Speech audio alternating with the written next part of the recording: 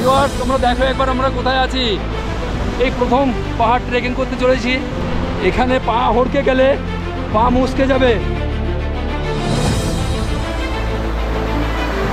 জলের স্রোতটা একবার একটু দেখো বন্ধুরা।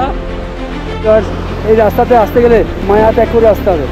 দেখো আমাদের পায়ের অবস্থা, পায়ের জুতো দিকে দেখিয়ে দেখো। জল এত ঠান্ডা যে ভাষায় বর্ণনা করা যাবে না। সবার জন্য এই স্থান না, শুধুমাত্র আমরা এই দুজন বন্ধু তোমাদের অনেক অনেক আশীর্বাদের জন্য, ভালো আশীর্বাদ করেছো, যার কারণে আমরা এখানে পৌঁছাতে পেরেছি। এখন এখানে ডেকেও ছাড় পাচ্ছি না।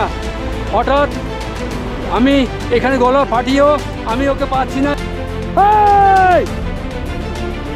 সারা পৃথিবীতে একটাই মাত্র গঙ্গার উৎপত্তি স্থল, সেটা হচ্ছে এই গঙ্গা।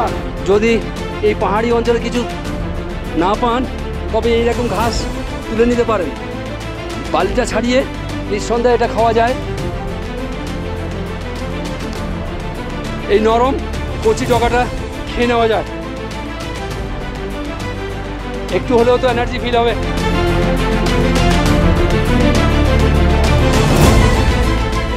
পায়ের গোড়ালি দিয়ে সবসময় এরকম করে পাটা ফেলতে হবে, তাহলে একটু ঝুঁকিটা কম থাকে। আঙুল কেটে পড়ে যাচ্ছে এরকম অবস্থা। প্রচণ্ড ঠান্ডা জল, এই পাহাড়ের নিচে দিয়ে জলটা আসছে, প্রচণ্ড ঠান্ডা পরিমাণ জল হয়ে গেছে। আমি বোতলটা এবার এখান থেকে রিফিল করে নিলাম।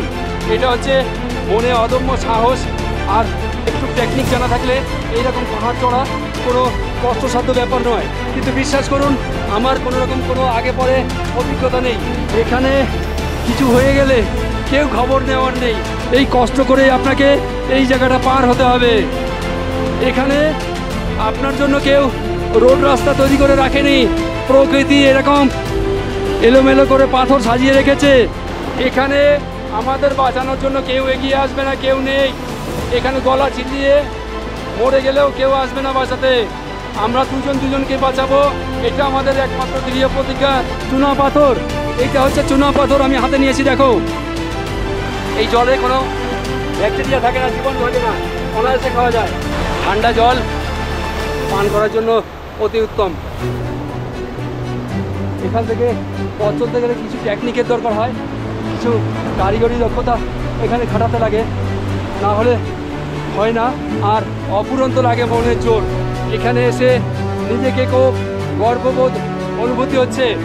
যাই হোক, এই জায়গায় এসছি, একটা ভালো ট্রিপ করেছি। বাড়িতে কেউ ফোন করে জানাতে পারছি না, কারণ এখানে কোনো নেটওয়ার্ক থাকে না, তাই ফোন করে জানানোর কোনো অবকাশ নেই। তো যতবার পারছি একটু একটু করে জল মুখে দিচ্ছি, বেশি জল খেতে পারছি না। প্রচণ্ড ঠান্ডা জল মুখে দিচ্ছি, বেশি জল খেতে পারছি না। এই স্রোত অতিক্রম করে কোনো রকমে ওপার যাওয়া সম্ভব নয়। মাথার উপরে কি অপেক্ষা করছে দেখো, এটা পড়লে আর আমাকে দেখতে হবে না।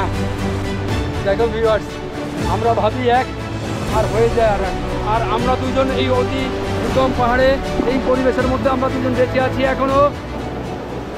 ভিউয়ার্স, আমরা গৌমুখে 4 নম্বরে যেটা এসেছিলাম, সেখানে দেখা হচ্ছে বরফ আমাদের হাতে।